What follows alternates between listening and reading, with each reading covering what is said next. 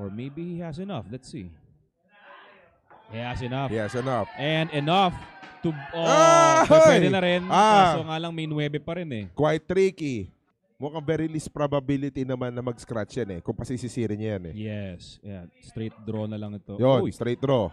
tumama nga lang sa 9 pero ended up okay. Or individually, ito si Kenneth Arpilleda sa Declare Refulie. Kung sa MSW Mavericks, ang kanilang tagline, di ba, is we find ways.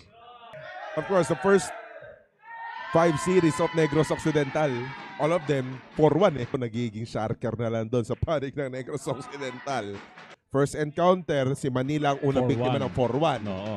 The second time they encountered, it's Manila who broke the streak. Kaya nga sabi ni Doc Nicky ang kagabi, rebanse ito. Rebanse. Matinding rebanse ito That sa is season na to.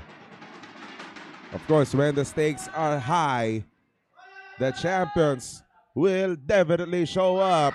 Doc Loy Refulie and Kenneth Arpilleda